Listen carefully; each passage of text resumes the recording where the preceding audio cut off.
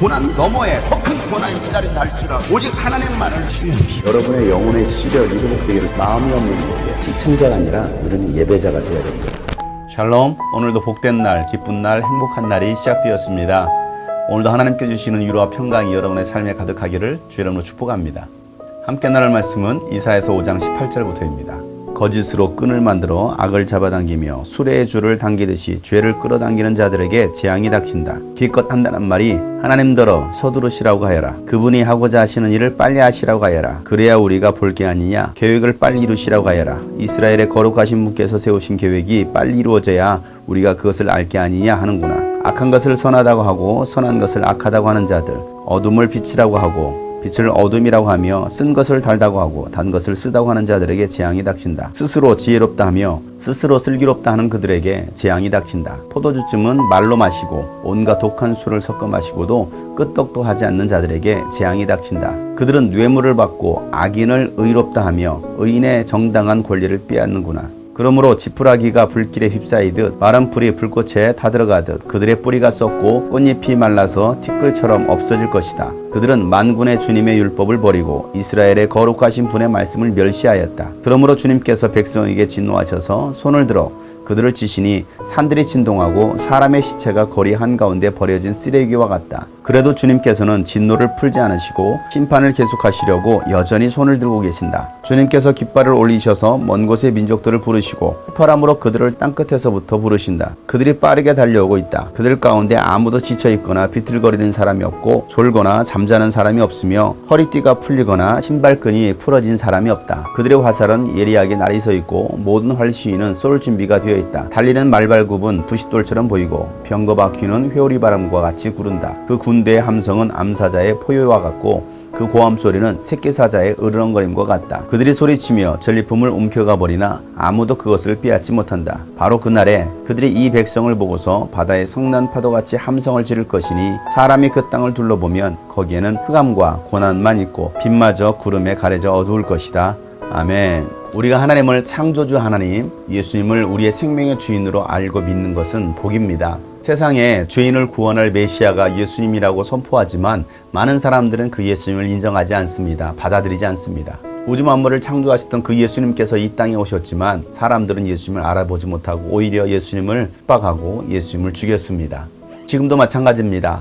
하나님의 살아계심과 전능하심을 선포하고 다시 오실 예수 그리스도를 증거하지만 많은 사람들은 예수님을 믿으려고 하지 않습니다. 하나님을 받아들이지 않습니다. 오히려 우상을 숭배하고 하나님을 대적하며 하나님을 조롱하는 사람들도 있습니다. 세상이 갈수록 악해지지만 하나님의 심판이 더디는 것처럼 보입니다. 하나님을 거역하는 사람들에게 하나님의 심판이 내려지지 않는 것 같습니다. 그래서 더욱더 믿지 않는 사람들도 있습니다. 오늘 말씀처럼 어떤 사람들은 하나님더러 서두르시라고 하여라. 하나님께서 심판을 계획하셨으면 하나님께서 저주를 계획하셨으면 빨리 그 계획을 서두르셔서 우리가 그 계획을 보게 하라. 하나님의 이름을 모독하고 조롱하면서 하나님께서 심판을 하시면 우리가 보겠다라고 사람들은 조롱합니다. 비웃습니다. 그런 자들은 악한 것을 선하다고 말합니다. 또한 선한 것을 악하다라고 말을 합니다. 어둠을 빛이라고 말하고 빛을 어둠이라고 말합니다.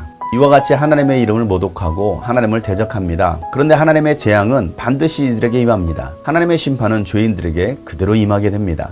스스로 지혜롭다고 생각하는 그들에게 하나님의 재앙이 임합니다. 포도주를 말로 마시는 사람들에게도 동일하게 재앙이 임합니다. 세상의 유흥과 쾌락을 쫓는 이들에게 하나님의 재앙은 임합니다. 뇌물을 받고 악인을 의롭다라고 말하는 사람들에게도 하나님의 재앙은 임합니다. 이 세상은 공평과 공의가 사라졌습니다. 형평성이 무너진 시대입니다. 악한 자들이 더 득세를 하고 있습니다. 선한 자들이 억울함을 당하고 고통 가운데 살아가기도 합니다. 하나님은 악을 그냥 내버려 두지 않으십니다. 반드시 하나님은 그들에게 재앙으로 심판하십니다. 세상이 교회를 핍박하고 기독교인들을 정죄하고 판단하고 고통과 고난을 주려고 합니다. 그러나 이 모든 것들은 하나님을 향하여서 대적하는 일들입니다. 하나님은 교회가 그리스도인들이 고난당하고 핍박당하는 것을 내버려 두지 않으십니다. 악인들을 반드시 심판하시는 분이십니다. 지푸라기가 불길에 휩싸이고 마른 풀들이 다 타버리는 것처럼 하나님은 반드시 그들을 다 태워 없애시겠다라고 말씀하십니다. 그들은 주님의 율법을 버렸고 이스라엘의 하나님을 버렸습니다. 하나님의 말씀을 멸시했기 때문에 하나님은 반드시 그들을 심판하시겠다는 것입니다. 우리도 예외는 아닙니다. 우리가 하나님의 율법, 하나님의 복음, 하나님의 말씀을 멸시하고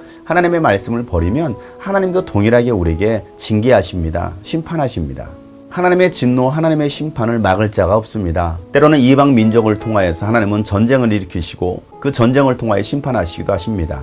하나님의 백성이 하나님의 거룩을 떠나면 하나님은 사람을 통하여, 환경을 통하여, 다른 나라를 통하여 하나님은 징계하십니다. 심판하십니다.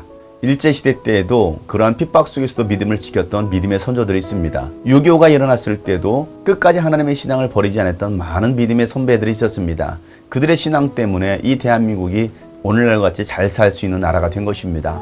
하나님의 말씀대로 살려고 하고 기도하고 영혼을 구원하는 일에 힘썼던 나라, 또 선교하는 나라였습니다. 그러나 이 나라가 하나님의 법을 무시하고 하나님의 법을 떠나면 하나님은 이 나라를 치실 것입니다.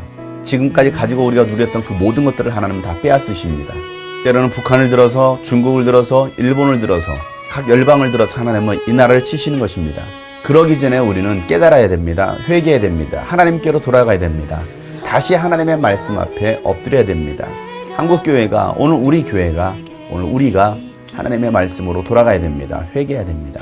하나님의 심판이 임하는 그날에 모든 백성들은 고통 가운데서 울부짖을 것입니다. 그날에 오기 전에 오늘 우리가 다시 한번 내 자신을 돌아보고 우리 교회와 이 민족을 돌아보면서 하나님 앞에 회개함으로 엎드리고 나아갈 수 있는 우리 모두가 되기를 간절히 소망합니다.